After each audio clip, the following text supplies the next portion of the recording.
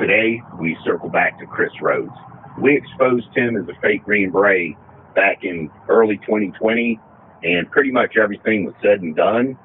Yet, a week or so ago, he emailed us an apology letter and offered us a chance to call him. I guess he's going through one of those programs where you come clean with people. We took advantage of the opportunity to call him, and what follows is the conversation we had. We'll post a link to the original article in the description below. On a side note, a lot of people don't take the time to apologize after the fact. They show remorse simply because they were busted. They say they were always going to quit the lie, and they don't.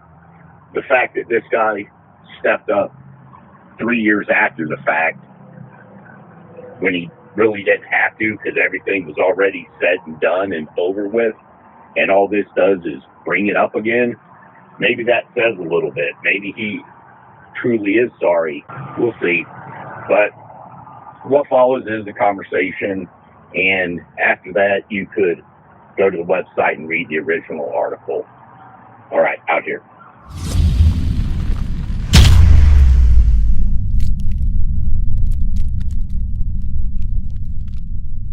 Chris? Yes. Hey, this is Chris. Hey, Chris, this is Guardians of the Green Beret. How's it going? Hey, good afternoon, man. I saw a text message from you guys a little bit earlier in my work day, and I didn't have a chance to get back to you. I take it you guys are reaching out as a result of me contacting you and kind of trying to make amends for my behavior. Yeah. I think when that stuff all went down, you actually reached out to a charity trying to get money from them, claiming to be a former 10th group guy. You know, I did a ton of reprehensible, really selfish, bullshit, dishonest things, and I misused the veteran community to do that, and I don't know how to make that right. If you like, I can try to give you any insight if you care, or just let you know what was going on with me at the time to kind of do that shit. Or if you not like me to go into that, it's all just stuff that pertains to my own substance abuse history, my addiction, and some mental health stuff that I've dealt with for a lot of years. And to try to put it simply, I was so ashamed of my own behavior that I started to lie about what I was doing with my time and where I was when I would run into people from my past or my childhood. So yeah, just to be completely clear, you know, regardless of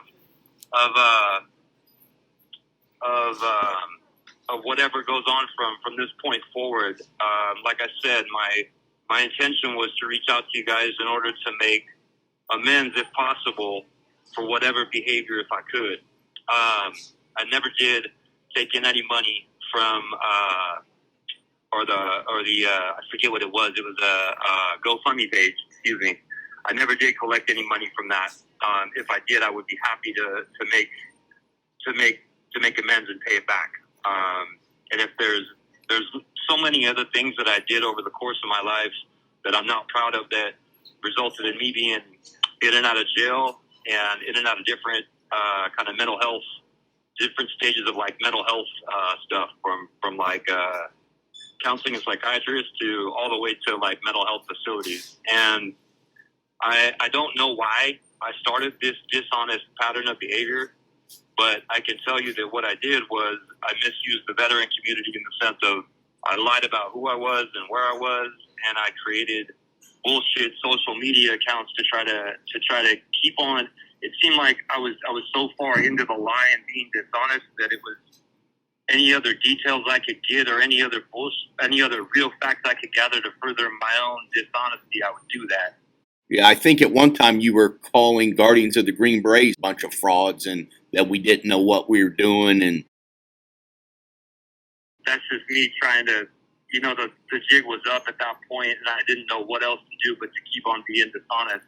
Yeah. And I wasn't at a place in my life where I could just look somebody in the eye and say, hey man, this is what's really going on with me, and I'm going through a fucking hard time, and I don't know why I'm fucking everything up, and I'm being dishonest about stuff that never applied to my life, and I don't have the, you know, I'm trying to get my character and my decency back by making amends with people and places and institutions that I've done wrong, and I certainly have done that in a greater picture to the Special Forces community. I mean, if I could do anything to discard from that, that is to say.